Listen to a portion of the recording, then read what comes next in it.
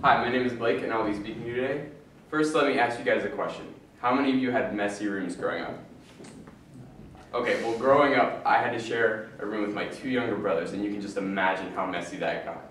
I mean, sometimes we had food, bottles, pieces of homework, and mattresses from wrestling matches on the floor. I mean, it was crazy. And you might be saying, oh, Blake, that's disgusting, or you might be nodding your head because you know exactly what I'm talking about. Well, did you know that we all share the same room? It's the world that we live in, and we're trashing it more and more every day. And I'm sure you guys have heard facts and figures about how we're polluting this and polluting that, and you might have barely batted an eye at it. But I've grown up in this city for almost my whole life, and I've seen how real the pollution is. And so I really want this to change. So land pollution, something that we contribute to every day, is a global problem that does not promote God's values, but we can do our part by making small changes and glorifying God. And we can mitigate the issue of land pollution in our area if we take action. So first, I want to start by looking at God's view of pollution. In Numbers 35:33, it says, "So you shall not pollute the land in which you are, for blood pollutes the land, and no expiation can be made for the land for the blood that is shed on it, except by the blood of him who shed it." Now, obviously, this is not talking about land pollution, trash pollution. This is talking about blood pollution. But we can still see from this passage that God desires for the land not to be tainted and not to be polluted. Also, in the Bible, we can see that we're giving a authoritative role over the earth, and that we are put in charge to take care of what God has made. In 1 Corinthians 4:1, it says, "This is how one should regard us, as servants of Christ and stewards of the mysteries of God." So we're supposed to be stewards of the mysteries of God, and we're supposed to take care of what He made, right? So now we've looked at how God views pollution. Let's look at what land pollution is actually doing. Trash pollution harms wildlife and is taking away from the beauty of God's creation. So according to National Geographic, now this quote just took me, this is crazy. There are 5.25 trillion pieces of plastic debris in the ocean.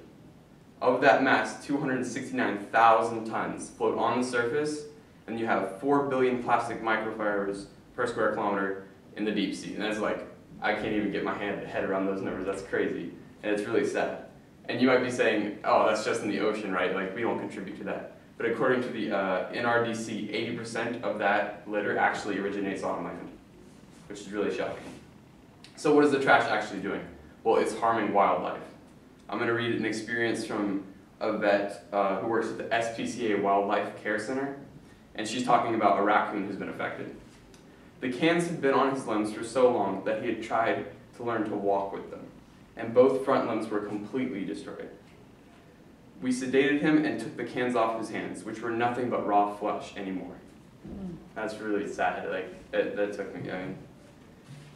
Not only is it harming wildlife, but it's also just taking away from the beauty of creation. So I'm going to hand out two pictures right here.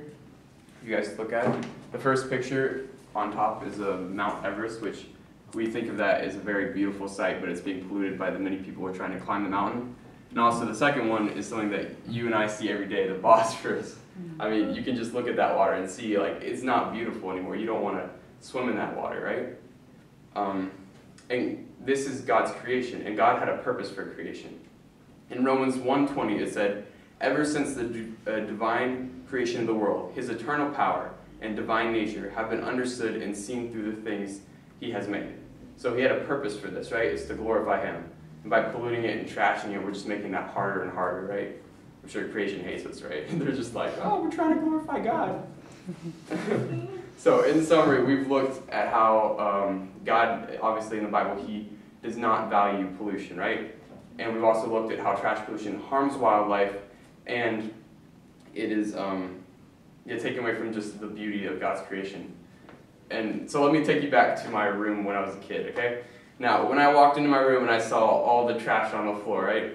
I wasn't just wow, that's a lot of trash, and I walked back out. No, I went down and I cleaned it up, yeah? Mostly because my mom made me, okay? It wasn't my doing, but that doesn't matter. The important thing is I did something about it, and that's what I propose we do. I propose we organize more community cleanups. We get cleanups. We get the students, the teachers, faculty involved. We go down to a park. We go down to an area in Istanbul, somewhere that's near to us, and we pick up trash and we put it where it needs to go, right?